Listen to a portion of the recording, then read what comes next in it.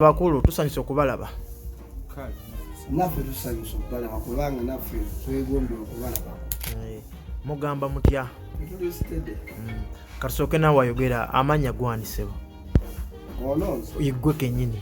amanya n'eddoboozi bampita MC Fish omusanyusa straight MC Good Life yiwadde yaliwo. Kyaliwo. Omukulu. Nze Peterson producer. Yes sir. Producing music w'abaana abapya n'abakadde. Kwegamba gwe brandinga bw'otyo nti oproducingira batandika. Njagala nnyo branding nnyo olw'ensonga ne bw'oba ggwe tosobola kwagala kikadde ng'ekipya weekiri. Ekitegeeza waakuba hiti ng'akuddukako nga naawe omutanti genda. Ekiba kyogamba omukazi gwe wajjako embuzi gwekyali omwana ono. Okay, baganda bange ensonga etulese wano olunaku lwa leero kigambibwa nti omuyimbi Gravity Omutujju Peterson gwe yamuintroducinga mu bantu ne MC Fish n'amuleeta. Njagala kumanya enkolagana ya Gravity Omutujju ne Peterson etandika etya nga producer kusooka tugambe. Gravity mu kusooka yali asoma ne muganda wange anzira ku gwe bayita Rafix. Kati Rafix gwe yayitamu okujja ku studio okusobola okukola ki okubanga akola music. Then twafuna MC Fish. MC Fish ye yali exposed ku audience nga ayina shows wasobola kugenda n'abateekawo nga kitegeera. Mwefuna mwaka kyogwo neera mutandika mutya okola? Twatandika 2008 just twatandika nawo nkolagana kwagalana nti tuli ono ali ku ssomero n'ono fena tusomanya. Watandika walimba kiri wasooka omukolera? Nyimba wezirungi waliwo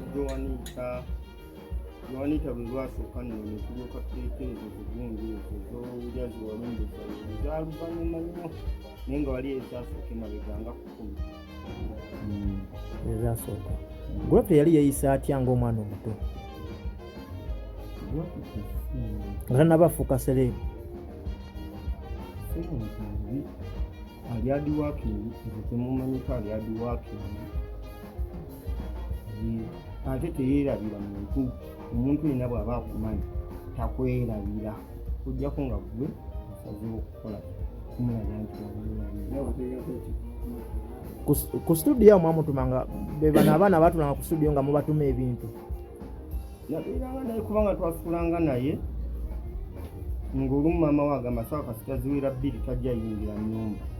Kati yanyambangako okumpeerezangako ebintu ebimu mazzi neterako soda neterako lanki naye nga simulaba mu mbeera yonna. Okay, katuddeko wa Fish. Gravity Omutujju mutandika ddi okwatagana naye? Peterson yamumpa nzija. Olugero lubeera lutya sooka otunyumize? Kati Peter wa nzija kwa Peter nalina oluyimba lwange nampulira nze amaanyi gaali mangi okujja wa Peter. Era Peter yateeka ne mu mmotoka yange amafuta okujjayo we kwanza sasa akupanga makina ate ngende wa Peter nga manyi Peter studio omanyi katono. Kati Peter wanteramu amafuta ga mitwalo egi gaali mangi ebiseera ebyo nzija ntuukawo ebiseera nalina mukyala bamuyita Momo. Kati ntuuka ewa Peter ntandika kola nsi yange naye olimba neyambule sigwa neyambule. Kati ntuukawo oluyimba kola nsi gwa Peter ngamba kati verse Gravity ng'ali awo nze simumanyi ng'ali awo Gravity n'atandika olaba anko kuishikile wantu nsigako wokwatya kunyero fula nkufise nako jato kose yawunye ngambe yannakanjako kasita yateekamu nyero ebiseera nalinjagala ngambe omwana wange nanteeka mu layini netulawo nga ate Fish swakite Momo teyamanya nti ono si ye maama nyero naye kati ye Gravity keyawo keyankubira vaasi nga mulimu nyero jukaze nalinda mala okuba ddamba tabbiri big up my daughter nyero. Kati Gravity yawandika 1213 buno mwasala nkoko tondeta kokoliko tonsita ko wokwatira kunyero fala kumusennako yatokose yawunye ngambe ya nakanja ko tombuza ki yako nagambira ono mwana kati twabite aonga abiteekayo nze mbikole enjala yali emuluma anyumiza gwasu ako kali jukira nze nali n'enkumi ttaano natenge momo wali jukira wo nali w'amaanyi nnyo nasente weziri kati omugambo batabani bange muwe bbiri kati nange mu mutima nga mpulya vaasi eri entuddemu nnyo nemuwe ttaano we muwe ttaano nempita nekyali wange godi era oluyimba godi okubukedde kati nga godi nange ambeeramu nnyo era yo godi tabalimba nze namubrandinga kyaliko kwako olunaku nagamba nze nyimba ate godi n'erinnya godi nze nali mutuuma kwawe bampitanga ku stage nga nkuba traka yange ndeeta ku stage gambaka yo godi nga godi azino yalina obuzina bwekweta kula obitege ebintu ebyo webwayise kati godi yajja era ne godi kololo yatandika olaba bulazi okisegera bulazi nga tuwandika oluyimba nga bulazi aluwandika lugwa vaasi yawandika vaasi pitagaga oluyimba luwedde era oluyimba lwalulugwa godi n'ateekamu akaga godi okimanyi era lugwa comedy naye nga zino ebaasi ezasooka zaali serious yazikola ki wandiika pita naŋŋamba oyo wakabi kati ng'aziwandiika tetumala okukola oluyimba pita ŋŋamba oyo nayagala yimba ku ki ku password eyenankulabye kati gwabyo olunaku lwajja ku password ng'ayambadde bubi bawonsaamugaa ng'ankubira uncle fish baŋŋaanye okuyimba naye nga baganye kintu nyambadde engatto ki nenfuluma jukira night yali yange ate muwe engatto zange nengamba bounsa era ali mukyafu kati nze jukira nze nali tusobola kumu ate ndi comedian bwino yambala ziri enkyafu ezize jukira ndi comedian nsobola okugamba nti kati ino skiti ninakola bwe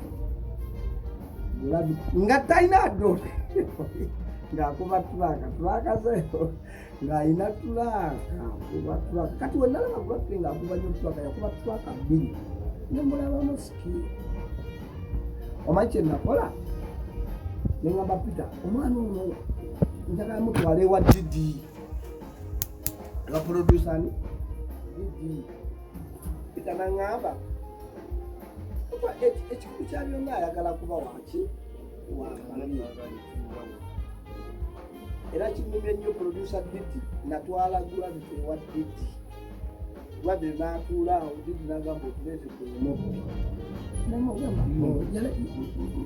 gravity anyiridde kati alina entunula gyatuulaenzo ye n'amusabirawo n'agamba ono tujja kukola kenzi nakasuudi kenzi yajja ekasuudi kusuudi nakutandaba n'agamba osobola omumpa n'abeera mu digitali nebabeera mu kenzo bangi yateekawo nnyo awo omululi awo mu kutandika awo ng'olwamulabye ng'akuba ng'akubye walumbezaayo awo ng'akubye waliwo obuyimba bwa wire mukaabi awo didi amaze omudurandinga awo wire mukaabi akubye nakyejesibagye kati olwo alinnye avudde ekasubi ewaabano naye era kezo yabuuza ne mugamba Peterson yakola ki yamumanye nnyo okitegera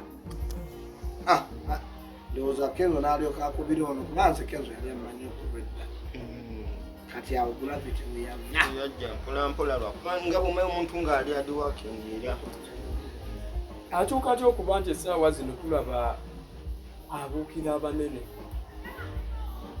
omanyi mu bulamu bw'ensi eno omanyi waki fishi nze weebuuza oba fishi oba talinnya tagwa ali awe simanyiira ansinga kati gravity ye alaba wali obaddeko ne miliyoni 35 nga ziri mu kitanda kyo nga tewali akubanja otuuka ekiseera nze namanyirako ne famire yange nga sente nzirina nga ndi baleediyo aweziri nga tebandikkumbe bebambeezangawo kati Gravity alabika tamanyi bakulu be kubanga endongo eno okudda mu Dr. Jose Chameleone yakuba kipepeo n'akuba okyegera Dr. Jose Chameleone eyamenyekako n'atambula lwakuba nti nze n'oluvannyuma ensonga ezimu nyinza ozogera nga oba nga nkyusiza mu ndowooza oyinza okugamba nti oba Gravity yamanyidde naye kyeyamanyidde kyekiriwa ate n'ekirala olumu abantu tulema okukkiriza Amini yali mufuzi w'amaanyi n'ekyogamba yakyafuga Museveni si yaliko n'olwekyo oli bw'aba akoze ekintu kye ye mu mutima gwe nga kyekimusanyusa nga yaliko yafuga nga Museveni bw'aliko n'agamba nti kafyu muggaleewo tuteeko obubaketi Gravity okusanyukira ekivulu kya Chameleone okunyiika kikolwa kirungi naddala nga bonna bayimbi ye mu ndowooza ekisanyu lye tamanyi ensi emutunuulidde etya nga mmwe bakamuleeta oba abamulaba nga talinafuuka kyamisaawe mwagezezaako munoonyako oba nammwe temukyamufuna simu ndala kyetaaga n'oyogera naye direct gwekyo ekibuuzo ky'ombuuzizza n'okimubuuza nti Gravity ddala ssanyu lyo kuba nina essimu ye omugambi ddala ssanyu lyo okugira ekivulu kya Chameleone n'osanyuka ng'ate wayingira mu music nga weegomba oli Peterson saazi n'enkolaganayo ne Gravity eri etya Gravity twafuuka nga baluganda tetukyalina nkolagana twafuuka baluganda wasemba ddi omukolera oluyimba wano mukobi abantu abasinga bagamba nti ebigambo byeyogera before show y'omusajja okubeerayo ya Chameleone n'agamba ekivule kigenda kubeerayo ne kano ka video mu katereke ne bagamba oba yakiinamu omukono abalamu bagamba oba yeeraguza oba bakola biki ogamba ye yaluga n'enkuba n'etonya Yesu bwe bamuzaala kubanga ne Yesu bwe bamuzaala enkuba yatonya anti bagamba ono yayogera ebigambo asobola okwogerako naye nga tali mu mbeera Wamaze. bwemmanyi talina mu mbeera za kweraguza tazirimu muliro tazirimu tasobola kuba yiiti ezo tetalinamu ogwo ogamba otya tasobola kuba yiiti ezo nga toliimu nsaasi tebakulimba nze kubuulira tebakulya kati Peterson kino nkigamba okuvanga MC wa Good Life gwe tomanyi osobola kuba sita wano Uganda nga tulimu mmindi mmange anti sisobola kunenya kubanga Good Life efubutuka muri Yona Island owulira ezo zonna nsaasi afubutuka munzi kati gwe MC wa Good Life tosobola kuŋŋamba mbuno osobola owolereza Gravity oba okitegeera bwe tudda mazima kubanga tosobola kunenya maamawo mama wange yakoze naye ng'ekyamazima ekituufu mukimanyi tudde mazima owulira maamawo okimanyi nti maamawo aba yakuzaala n'akuteeka ku nsi ebintu by'okoze ku nsi n'oleetera maamawo ssente amanya gy'ozijje